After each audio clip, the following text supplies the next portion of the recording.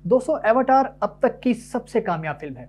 उसके रिकॉर्ड तोड़ने के लिए डिज्नी ने एवेंजर्स एंड गेम को 2 बार रिलीज किया, लेकिन इसके बावजूद जब 2021 में एवाटार को दोबारा चीन में रिलीज किया गया तो उसने $3 अरब कमाकर इस पूरी इंडस्ट्री की अब तक की सबसे बड़ी फिल्म बन चुकी है। लेकिन बेशतर लोग ये नहीं जानते कि आखिर ये फिल्म इतनी कामयाब क्यों हुई। क्या इसकी कहानी अच्छी थी या इसके मामला कुछ और थे? अब इसका पार्ट 2 भी आ रहा है, तो ये समझने के लिए ये वीडियो देखना आपको ज़रूरी है। क्यों? क्योंकि जो एवाटार 1 थी वो इस दुनिया के हालात को मद्देनज़र रखते हुए बनाई गई थी। तो चलिए आज चलकर ज़रा एवाटार 1 को समझने की कोशिश करते हैं, क्योंकि उसके बाद एवाटार 2 ने भी आना है, तो ये it's kind of an explainer. तो उसको तफसील से बात करते हैं। आप देख रहे हैं हाफ स्टार, मैं हूँ याहिया खलीकुज़्ज़मान वाईकेजी। तो ज़रा चलिए आज चलकर पेंडोरा का मज़ा लेते हैं।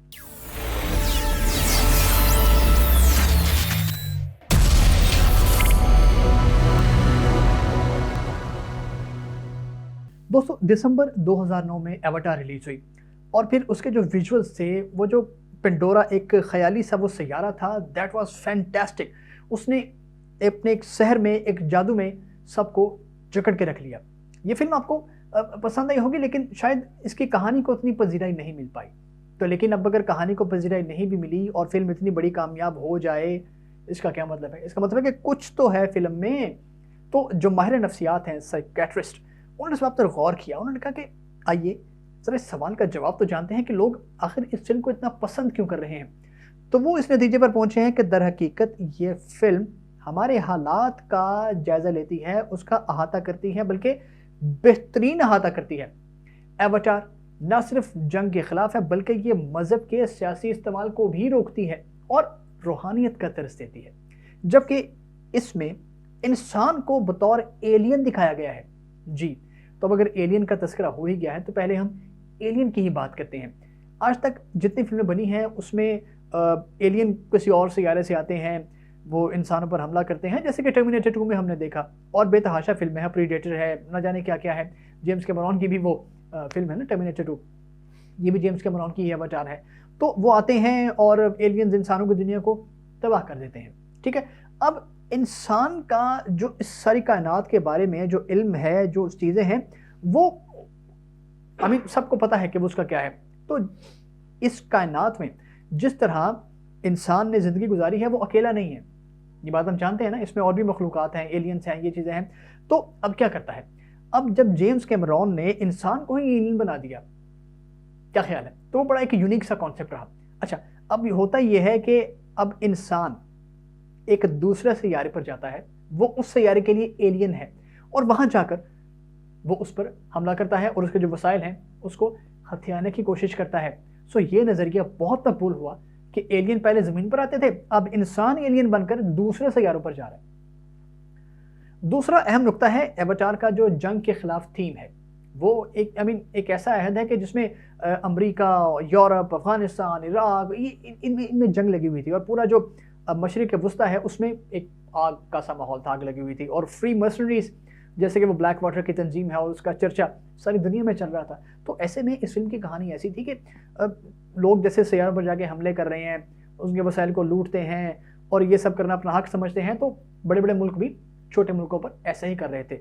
और जो मगरिब का जो एंटी वॉर कैंपेन थी, उनका जो एक आइडिया था, वो इसमें काफ़ी माजूर सा लग रहा था। जैसे कि इस फिल्म में वो हीरो हैं जैक सली का जो उन्होंने किरदार निभाया है, सैम वॉशिंगटन ने, वो, और जो जर्नैल हैं इसमें फिल्म का जो विलन है वो आम हमारे बड़े जो फौजी हमले करते हैं, मतलब अमेरिकन जर्नैल हो या और मुल्कों के जर्नैल हो जिन्होंने इराक पर या अफगानिस्तान पर हमले किए, वो सारा एक कॉन्सेप्ट उन्होंने उस फिल्म में दिखाया हुआ है। अब वो जो कि माजूर है जैक सली, तो उसको उन्होंने एक वो मगरिबी जो एंटी वॉर लॉबी है उसके साथ उन्होंने उसको तशबीह दी है।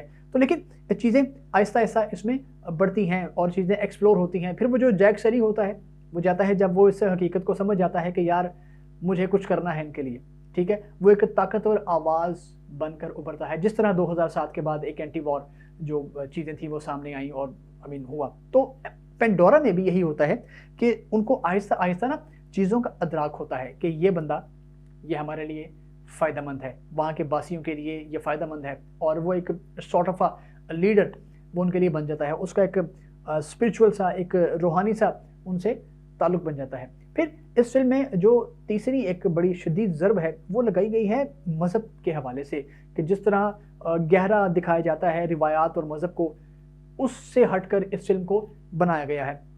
मतलब ग्रीन मूवमेंट इसको एक कहानी है, वो बड़ी खूबसूरत अंदाज़ में उसको पेश किया गया है कि आप ये देखें ये कितने खूबसूरत पॉइंट हैं कि जिन्होंने इस फ़िल्म को एक खूबसूरत फ़िल्म बनाया है, तो एक कामयाब फ़िल्म बनाया है कि आपने एंटी वॉर का उसमें है, उसमें ये उन्हीं हालात की फ़िल्म है, जब जंगें चल रही थी और न जाने क्या-क्या चल रहा था। तो फिर अब देखें ना कि जब जेम्स कैमरॉन ने इतनी कामयाब फ़िल्म बनाई, तो वो फँस गए स्टोरी के चक्कर में कि अब मैंने इसका करना क्या है स्टोरी का। तो उन्होंने इस पर काम किया, 10-12 साल लगाए, 2009 में पहला पार्ट आया है, 2022 में दूसरा पार्ट आ रहा है। उन्होंने पहले इसकी सारी पेंसिलिंग की, लिखी सारी फ़िल्म को और उसको बनाया, बैठे, स्क्रिप्ट बनाया और सारा कुछ उन्होंने इसको लेकर चला। फिर अब जो पार्ट 2 आ रहा है, उसमें भी यही होगा कि जो इंसान है, वो एक बार फिर पेंडोरा पर हमला करेगा। तो जो जैक सली, वो अब एज़ एन एवाटार उस जगह के लिए साबित हुए हैं। वो अब तो जो जैक सली हैं, जो एवाटार हैं उसके, वो अब चूँकि सैयारा तो काफ़ी तबाही की है उन्होंने पहले पार्ट में, तो वो अब ये करने जा रहे हैं कि अपनी लाइफ़ को बेहतर करने के लिए, खुद को बचाने के लिए और उस पेंडोरा को बचाने के लिए वो पानी में चले गए, अंडर द वाटर। तो इस फ़िल्म का नाम भी यही है, द वे ऑफ वाटर। तो ये जो सूरत हाल है, ये इसमें आपको आज के मौजूदा सियासी हालात मिलेंगे और ये फ़िल्म यकीनी तौर पर एक ऐसा पैगाम देगी कि आपको लगेगा कि यार वाक़ई ये हम आज की ही बात कर रहे हैं। जेम्स कैमरॉन ने इस फ़िल्म के लिए जितनी मेहनत की है, टेक्नोलॉजी थी ही नहीं जो उन्होंने बनाई है, बाकायदा कैमराज़ को डिज़ाइन किया है उन्होंने इस फ़िल्म को शूट करने के लिए, इस कैरेक्टर्स को शूट करने के लिए, इस सारे मामलात को शूट करने के लिए टेक्नोलॉजी खुद से बनाई है, क्योंकि उनकी फ़िल्म 30 साल आगे की फ़िल्म है कि जो टेक्नोलॉजी को सोच भी नहीं सकता था, वो आज वो टेक्नोलॉजी लेकर आ रहे हैं।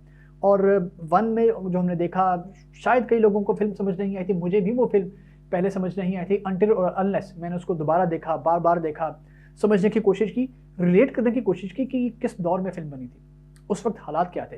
तो यही कुछ हुआ है और अब जो पार्ट 2 आ रहा है, वो भी कुछ ऐसा ही है, उसमें भी आपको ऐसे ही कुछ सब चीज़ें देखने को मिलेंगी। तो ये एक माइंड है एक बंदे का, ये पूरी एक सोच है, पूरी एक अप्रोच है। एवाटार पूरी एक वर्ल्ड है, पेंडोरा एक दुनिया है पूरी। अब उसमें देखते हैं कि जो पार्ट 2 आने वाला है दिसंबर में, वो किस तरह से उसको सपोर्ट करेगा, प्रमोट करेगा और अपनी जो कहानी है जेम्स कैमरॉन की, उसमें कितनी ताकत है, उसमें कितनी जान है, ये हम देखेंगे और कोशिश करेंगे कि हम खुद भी उस फ़िल्म को समझें और आपको भी उस फ़िल्म को समझा सकें, क्योंकि ये वो फ़िल्म है कि जो समझने और समझाने वाली है। तो जिस तरह एक-एक सीन पर मेहनत होती है, हम भी एक-एक वीडियो बनाएँगे इसके ऊपर, इसके मुख्तलिफ पहलुओं के ऊपर। एक हमने कुछ दिन पहले, कुछ माह पहले बल्कि मैं कहूँगा, इस पर वीडियो बनाई थी, उसका लिंक इसकी डिस्क्रिप्शन में मौजूद है, वो भी देख लीजिएगा और ये भी ज़रूर देखिएगा। हमारे इस वीडियो को लाइक और शेयर कीजिएगा, देखते रहिएगा। Half star.